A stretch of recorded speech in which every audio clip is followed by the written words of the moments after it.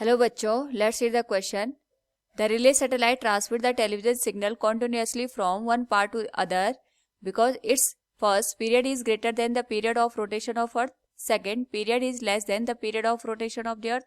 Third period has no relation with the period of the Earth about its axis. Fourth period is equal to period of rotation of the Earth about its axis. Now to answer this question, first we will discuss here the key concept. And here the key concept is a relay satellite. And here जो हम relay satellite का use करते हैं, these are geostationary satellite. ये अपने आप में यहाँ पे geostationary satellite होती है. तो सबसे पहले हम यहाँ पे geostationary satellite को अंडरस्टैंड करते हैं, उसके बाद we will discuss about the relay satellite और यहीं से हमें अपने क्वेश्चन का आंसर मिलेगा.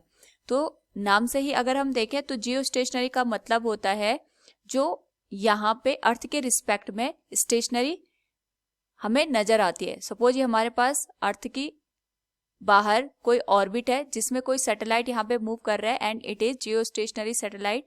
ये हमारे पास अर्थ हो गई. तो अगर हम अर्थ के रिस्पेक्ट में इस जियो स्टेशनरी सैटेलाइट को देखेंगे तो ये हमें रेस्ट में नजर आएगा. यहाँ पे रेस्ट में नजर आने का मतलब ये हो गया इन दोनों के बीच में जो रिलेटिव वेलोसिटी होगी इट विल बी 0. तो ये तभी पॉसिबल है जब हमारे पास यहाँ पे angular velocity of Earth will be equal to the angular velocity of the satellite. जब दोनों की एंगुलर वेलोसिटी यहाँ पे सेम होगी उसके रिस्पेक्ट में दोनों के बीच का जो रिलेटिव मोशन होगा वो हमें 0 देखने को मिलेगा. तो जब हम अर्थ से जियो स्टेशनरी सैटेलाइट को देखते हैं तो हमें यहाँ पे रेस्ट की कंडीशन में नजर आता है. And we also know that यहाँ पे जो रिले सैटेलाइट होती है वो अपने आप में जियो स्टेशनरी सैटेलाइट होती है. तो इसमें हम यहाँ पे जो कम्युनिकेशन का काम होता है सिग्नल पहुंचाने का from one place to another place, इसका यूज करते हैं. रिले सैटेलाइट हमारे पास ऐसे ही काम करती है जैसे कि हम यहाँ पे ये अंडरस्टैंड करें कि डिफरेंट सैटेलाइट्स होती हैं. इस तरीके से ये हमारे पास अर्थ की सरफेस हो गई. तो यहाँ से सपोज हमने कोई सिग्नल को ट्रांसमिट किया एंड हमें एक और बात ध्यान रखनी है कि इसमें यहाँ पे रेडियो सिग्नल को ये ट्रांसमिट करने का काम करती है. ये जो रेडियो सिग्नल है ये हमारे पास सपोज ये ट्रांसमीटर एंड है.